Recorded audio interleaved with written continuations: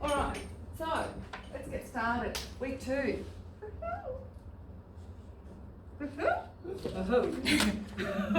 Okay. Just quickly, because I like to reflect on everything that we do. Think back to a week ago. What did we learn? One takeaway, something that stands out in your mind. I know it feels like a long time ago, but when we actually go back and try and remember what we learnt, it pushes further forward into our daily memory, our usable memory, our accessible memory. Oh, they're complicated words, but anyway. The fact is, the more we think about what we learn, the more entrenched it becomes and the more easily we can engage with that concept. Anything particular? Nothing? The objectives. The objectives! Anything particular about the objectives? No. No? Anything? Nothing? Did you find it valuable? Mm-hmm. No, I didn't even know they existed. Yeah. Oh, really? We've never really looked at That's like, wow! because we've never really looked at this syllabus. Yeah. No. But we've always had objectives, even if they're in instrument-specific standards. So that fascinates me. Well, we've been going off the national curriculum to other assignments, not Yeah. really this Yeah. of GCAA. That's a good point, and actually, there used to be syllabuses for the junior years as well. I remember looking at syllabuses for Year 8 English, for example. So yeah. Anything? Any questions? I learned that there are a bunch of syllabuses. Yeah, in we senior. we do, and that they all serve a purpose and a particular clientele. So literature is a new subject within. In Queensland. Yeah, cool. I was trying to explain that to my partner, and he was like, "Oh, okay, interesting." Yeah. So if you like texts like Heart of Darkness and Charles Dickens, and there are some really like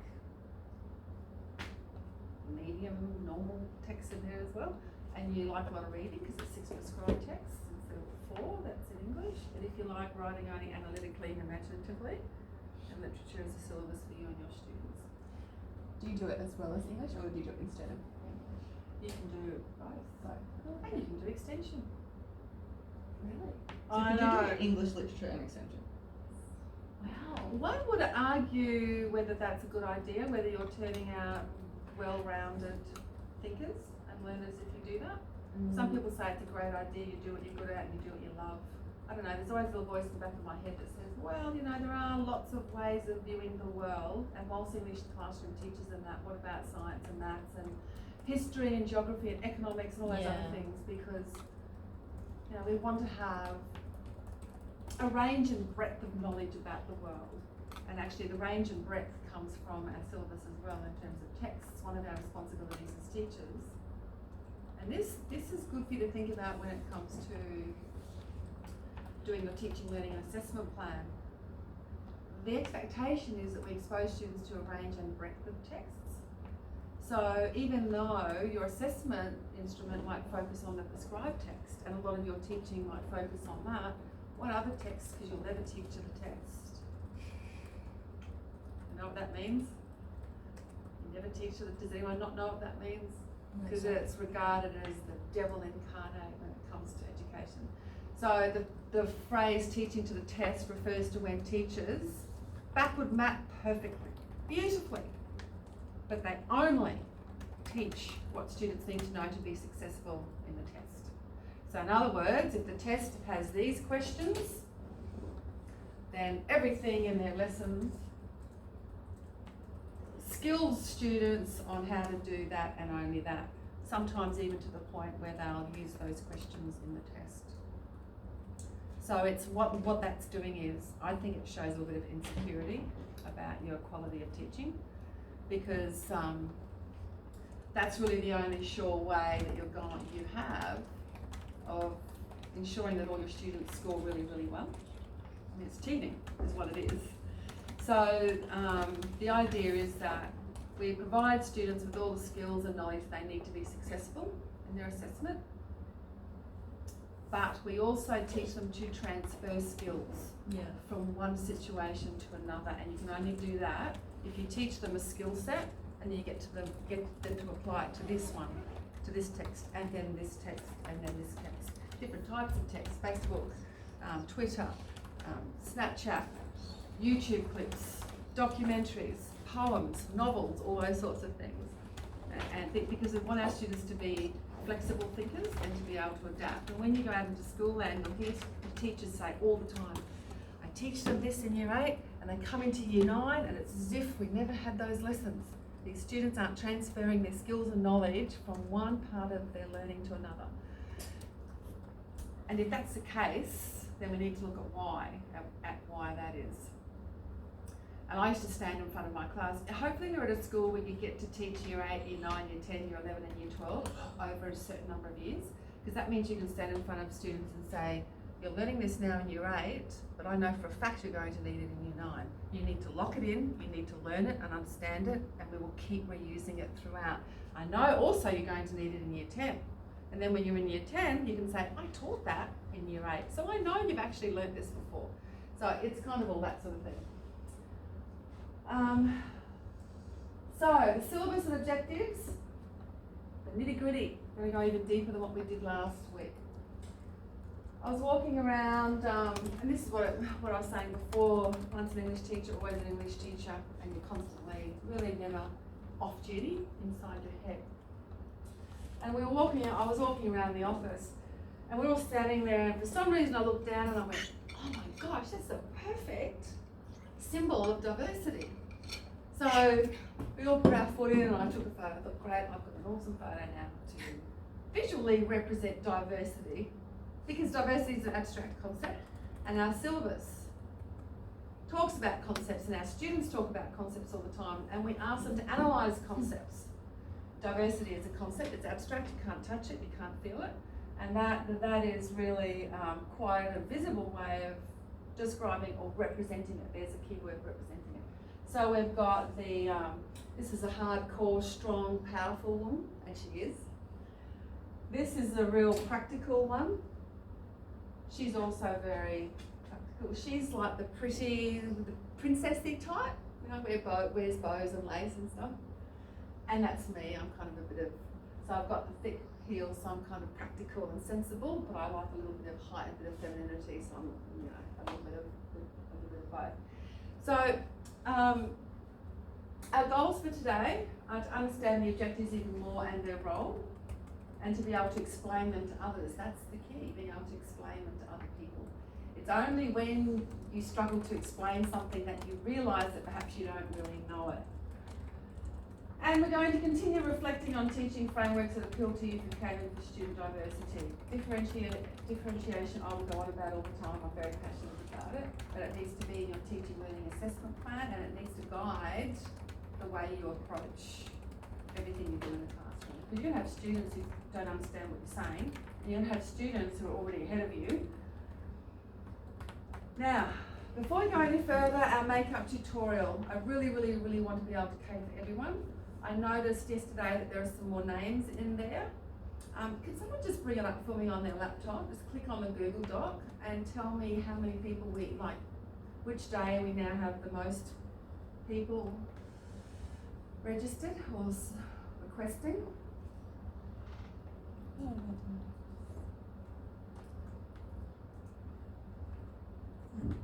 We're scrolling in this world, isn't it?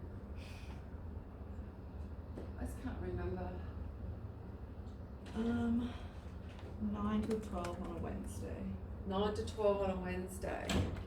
Is there anyone here that actually can't make that 9 to 12 on a Wednesday?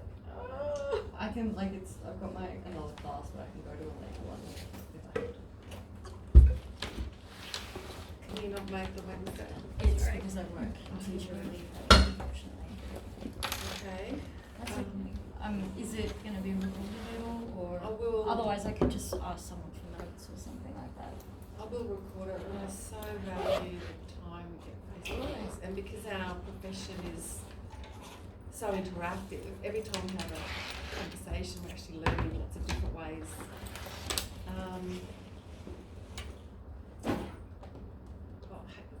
able to cater for everybody. No, I put my name down on the Wednesday because I said I could do any day. Use it just to go with what had more people. So Oh, great, thank you for that. that's a flexible name at least. So Cecilia and Will? Cecilia Yep. and Will? Your Will? Yes. Thank you, Will. And Lucy? Lucy's not here. And Jose? Yeah, that's me. That's you. Okay, thank you. So, are you able to do a different day? Like, can you go to a Tuesday? Can any of you go to a Tuesday or a Monday? I can do Tuesday, but not Monday. You can do Tuesday. I got an office job. You can have a job, yeah. Okay. But if it's like, if it goes on another day, I'm fine to watch the recording. Doesn't really. Yeah, I think I'm gonna have to write because I have 2 jobs. Yeah. And stuff. It's just a bit hard to shuffle around to do. So I'm happy to watch the recording and also ask someone for notes or something like that. Alright, well look, I'll keep an eye on that anyway. Every few days I look at it just to see if anything's changed. But we might make it for the Wednesday at this stage. Alright, so moving on, familiarising ourselves with syllabus text. So last week we looked heavily at the objectives. But that's only part of it. I called it the engine because I like metaphors and I'm a highly visual person, as you can tell just even by that photo that I just showed. Now what I'm going to get you to do now is just have a look in pairs, have a look at the syllabus for Units 1 and Units 2 for what it says about text selection.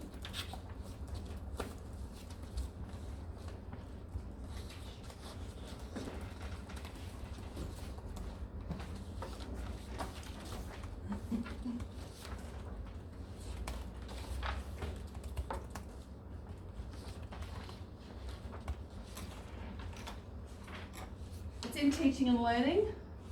If you're looking at the contents page and you're trying to find out where it is, it's actually in teaching and learning.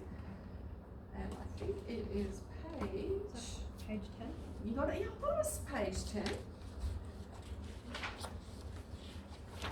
For some reason.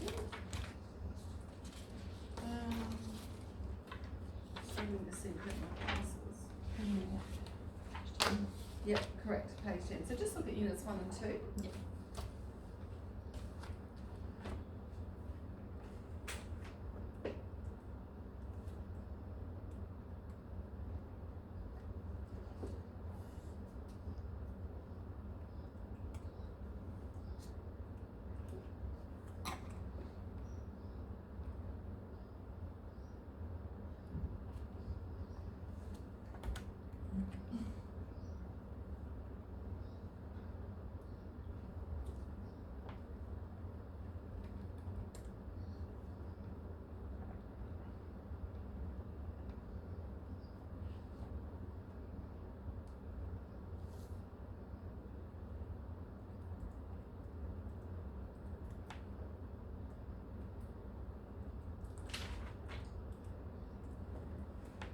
Any observations?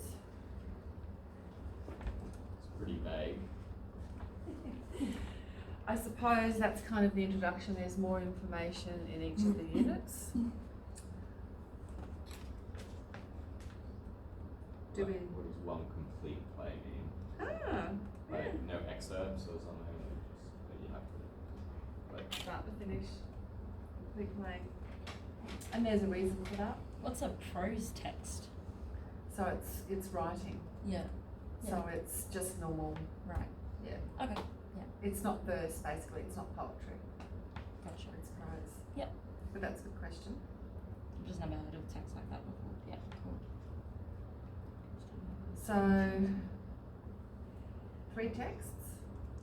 Let's No do- reference to the prescribed text list. Yep. Someone else. Yep. Sorry. Yeah, go. Yeah. I'm seeing they must study at least 3 texts, and then the text must include 3 of the following 4 categories. So yeah, one of those things, and then also one of them has to be Australian Yeah. as well. That's across units 1 and 2. Are there any in that list of bullet points, those 4 bullet points, that you really have an aversion to studying? One that you're less comfortable with? I'm not very familiar with poetry, but I don't think we can pick it up, you know. I like your thinking. It's not everyone's safe place. It's not everyone's cup of tea. In fact, I used to, don't tell anyone this, and then a student Facebook friended me like a year after she finished school, because you never Facebook friend anyone while you're at school, obviously, goes without saying. And even afterwards you could say, well, but the adults then say, yeah, well, okay. Anyway, she Facebook messaged me and said, I just have to tell you, it was because of you that I now love poetry. I read it every day. And I'm going, wow, I hit that well, didn't I? That just blew me away. I've never forgotten it, because it was like, oh, okay. Okay, so now the reason I put this up here is because it enables your group to be self-regulating. I actually didn't even explain to you that you needed 5 minutes. Most of you probably would have had a glance at the screen and realised that you have 5 minutes to work in pairs, and that when the circle finished, your time was up. And the reason that's a good strategy is, as soon as a student says, how much time do we have left, miss? Everyone starts talking and you've lost that really nice quiet time. Whereas if you can get your students used to this idea that you put a timer up and no one needs to talk until the time is up, it's a really good strategy to help you control your class. Okay, so let's just go through this really, really quickly. Expose students to similar assessment style encountering between 4. Well, that's just a reminder from last week, we talked about that. And I'm saying different texts here, so we're not going to double dip. Texts we do in year 11, we're not going to, the texts we assess in year 11, the key word is assess, we're not going to assess in year 12. But we do need to make sure that in that second paragraph on page 10, it says there must be a range and balance in the text that students read, listen to and view. And I've already said that about 5 times today already. So there is a responsibility on us to bring variety into the classroom. It doesn't mean that if you're studying Macbeth in year 11 that you'll never talk about it again, because you will. Because you know that golden rule, you take students from the familiar to the unfamiliar. They've studied Macbeth in year 11 and there's a particular concept in Macbeth that you want to really work hard on in year 12, then you'll go, remember in Macbeth when we did this? And they'll go, oh yeah, okay. And then they're more likely to be able to be extended. You know, it's that whole zone of proximal development that we talk about by God's here. So you can see there that there are different genres, context, purposes and audience. One complete, play, prose, poetry. They all have different genres, context, purposes and audiences. We've already established that some of us may not necessarily like poetry. And as such, we can consider an audience of poetry. Different modes, written, spoken, multimodal. You can see that in the genres. Film is very different to reading poetry. Expose students to a wide range of texts. And we talked about that. And this is interesting. No prescribed texts. Now, we talked about this last week, so some of these are reminders I just want to make. Just reiterate, each unit objective must be assessed at least once. So between 2 and 4 assessments across both units, preferably 4. The reason I say that is some schools, I don't think this is happening anymore, but some schools in units 1 and 2 only did 1 assessment instrument. But when you look at our objectives, you understand our objectives, you're going to be thinking to yourself, it's very difficult to analyse and create at the same time. But we're going to talk about that more. Now, in units 1 and 2, depending on which school you're at and what sector they're in terms of whether they're independent / private or state schools or Catholic schools, schools decide how they format the results to students. Some schools will use A to E in year 11 and then use marking guides in year 12. Some schools are using ISMGs right through from grade 8 now to year 12. So you'll see a wide variety there. But in units 1 and 2, that's kind of school land, if you remember those diagrams that we looked at last week. Now we're doing the same thing here, but we're going to look at units 3 and 4. So have a quick look now, and just in your mind, zone in on any differences that strike you.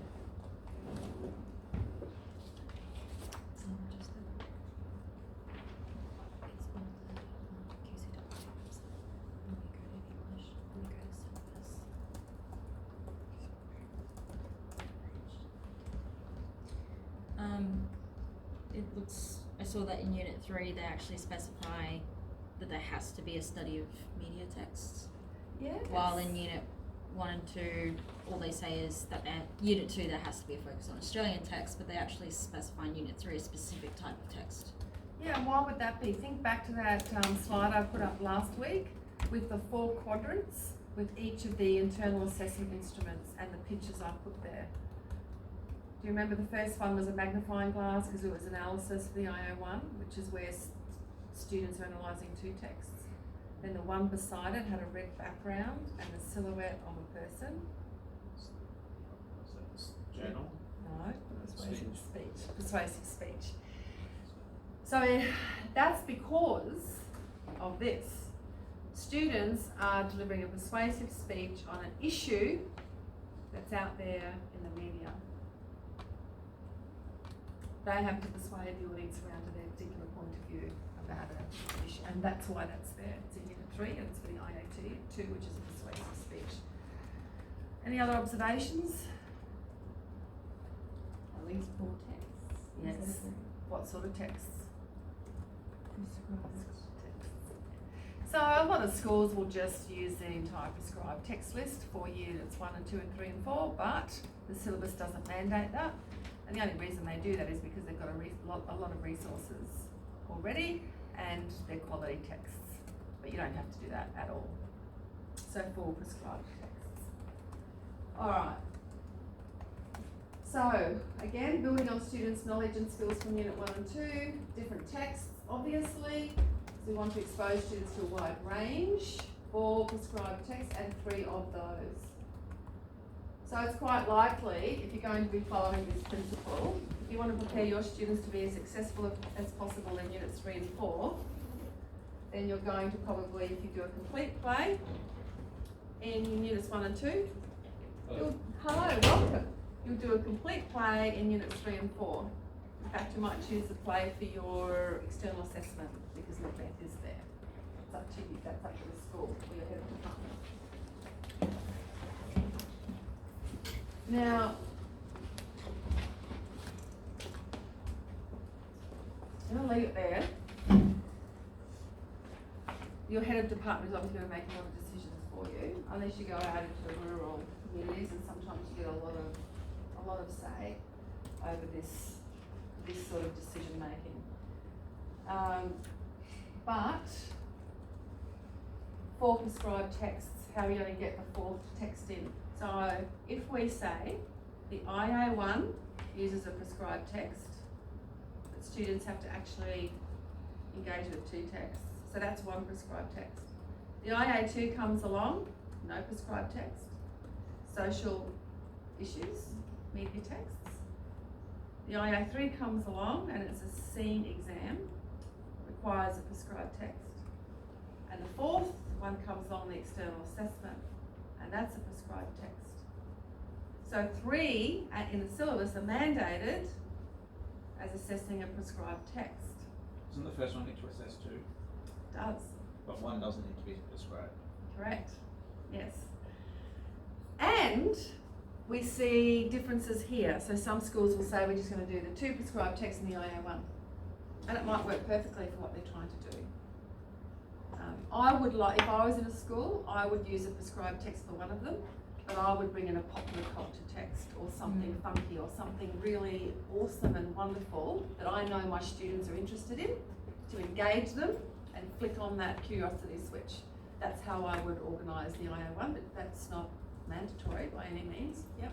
In year 11 and 12, when we're giving assessment to students, is it ever done, because I have a brief memory of this happening when I was in high school, is it ever done where you give the students, they're both assessing the same text, but they can do it in 1 of 2 different ways or something like that? Like you can prefer So they've got a choice of how question? they, they've got a choice of how they actually submit their assignment. Like, is it something that they write or is it something that they present or something like that? Like, is that ever done in year 11 and 12 English? The syllabus specifies whether it's written Uh-huh. or spoken / multimodal. Yeah.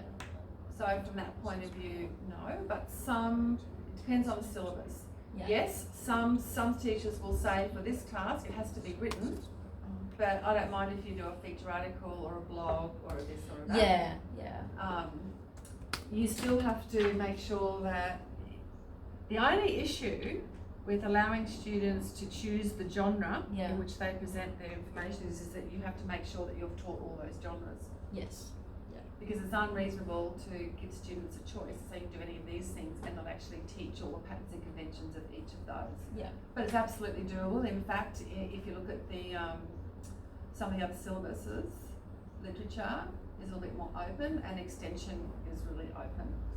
And what if you've got students who have got like learning difficulties with literacy, for example, and you've given them a writing task, but they're obviously naturally going to really struggle with that. I'm still coming to terms with the idea of differentiation in terms of like how much do we allow for them to differentiate to do well without completely giving them an advantage. So there are two layers to your question. One is teaching and learning. Yeah. How you get them ready to Yeah. be successful, Mm-hmm. and how much scaffolding you provide. Yeah. And skill building. The other layer to your question is reasonable adjustment. Yeah. So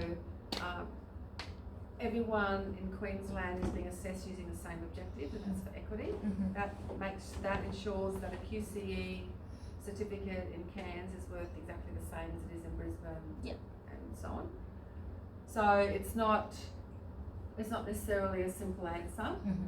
And it covers a couple of other areas. If you want, stay behind and I'll dig deeper. Yeah, thank with you. But Sorry, I know it's a bit off topic, but it's just something Sorry. I've just come to realise that I'm not sure about. the ISMGs, which we're looking at today, are locked. They're Yeah. locked down. Yeah. And the top level means you have to be able to write in a discerning way. Mm-hmm. There's no way to move on that. Yeah. And likewise, the lower levels are insufficient or narrow. Yep. And then other qualifiers, but yeah. And you spotted that one as well. Yep. And we just talked about schools must use instrument-specific marking guides in the syllabus, and again, that's all about equity and consistency across the state. Now, I just want to focus on one more difference. But this time we're going to look at two different syllabuses. Just have a look at page 12. In the English syllabus, and then have a look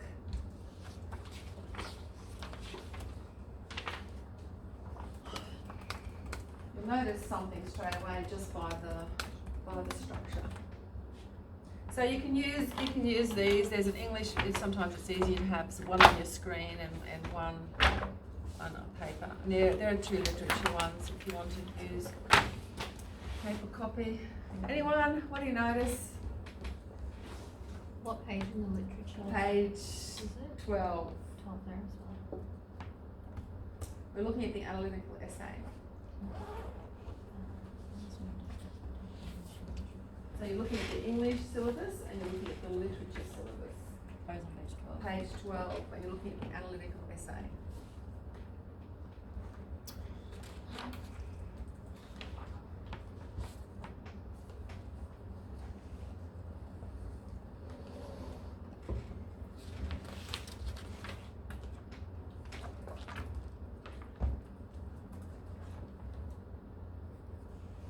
Are you talking about it has like very specific conventions, analytical essay, the thesis and stuff? And these are conversations you'll be having with parents who will come to you potentially and say, which English is the best one for the, do you want the literature one? Yes, please. Which subject, which syllabus in English is the best one for my child? And what they're asking of you are these differences. Should my child do English or literature? And if you don't know where to go, then you don't really know how to answer the question. So I'm just, as we go through, pointing out these little things. Hopefully you'll remember, or at least be aware that they're there without having to read the syllabus from front to back. So you'll notice straight away that in the English syllabus there are only 3 paragraphs to begin with, and in the literature there's another one. Can someone please just read out the first sentence of the extra paragraph in literature? Go on, away you go. Someone. Go. First sentence. In the subject literature, the types of interpretations for literary text that students are expected to produce change in focus and complexity throughout the course. So what's the key difference there? Keep reading if you need to. There's something in addition that they do in literature. This is literature. It's more complex and just builds on itself. I would say that it is a little bit more complex. Yeah. And even though we don't say that literature is a more complex syllabus, we say it's different. So what students are required to do in literature, in one of the assessment instruments, is to actually engage with someone's interpretation of that text, as well as the text. Whereas in English, they engage with just the text. So some guru might say that Macbeth is all about this representation. The student will come to that particular assessment and they'll say, well, George Blogg says Macbeth is all about this representation, but I actually believe it's all about this. So there's another layer to it. Whether that makes it harder or not, yeah, that's a question for debate, but it's certainly something to be aware of in terms of the differences. So literature is a syllabus for avid readers, 6 prescribed texts instead of 4 as in English, and some really challenging texts in there for some students, but still some normal everyday texts as well. So, and same objectives. So that's just to be aware of. Now, the most important part of the syllabus we talked about last week was the objectives. I haven't talked about subject matter, and I haven't talked much about the unit topics, like the subject matter that goes with the unit topic. Although we did look at the contents page last week and we noticed that in Unit 4, the 2 topics, so there are 2 assessments in Unit 4, 2 topics. One is creative responses to literary text, so that's the exam where students write something creative. And then you've got critical responses to literary text. So the topic, the subject matter, is going to affect those 2 topics. But teachers have said to me over the last little while, why in the syllabus do we have syllabus objectives, unit objectives, assessment objectives, and ISMGs? Do we really need that many? And I'm just pointing this out to you, just so you know, so you can explain it to anyone else who needs to know. So they align perfectly. If you imagine the syllabus objectives to be the overarching umbrella or the big pie, you can see in the syllabus it says by the end of the course students will. By the end of the course, that's after Unit 1, Unit 2, Unit 3 and Unit 4. Lots and lots and lots of learning has taken place. Unit objectives, well actually let's have a look at an objective. So let's look at objective 1 at the syllabus level. It says, students use patterns and conventions of genres to achieve particular purposes. So it's plural and it's very general. Nothing specific about it. If you go to the unit objectives, in this unit students will. Same objective, objective 1, but at the unit level. Students for unit 3 will use patterns and conventions of genres. Because we know there are 2 genres. They've got a speech in the IA2 and they've got an analytical something in the IA1. To achieve particular purposes in cultural contexts and social situations. So one could argue that's a persuasive speech, one could argue that that could be the IA1. So you can see how the unit, it's drilling down. Then you've got objective 1. This assessment instrument is used to determine student achievement in the following objectives. And here we go, unit 3. This is at the assessment level, we're looking at IA1. Students use patterns and conventions of the chosen genre to achieve particular purposes in a specific context. And then we go to the minutiae. The ISMG, the student work has the following characteristics. Unit 3, IA1, same objective, and we've got a qualifier in there now. Use of patterns and conventions of an article, column, log, essay. So you can see that it's just a chosen genre here at this level, because the school gets to choose one of these, and the role of the writer to achieve a particular purpose. Okay, so you can see how it starts broad and works all the way down, each time narrowing our focus and becoming more and more specific each time.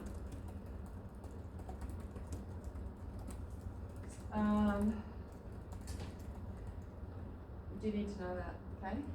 Yes. I just feel a little tiny bit confused.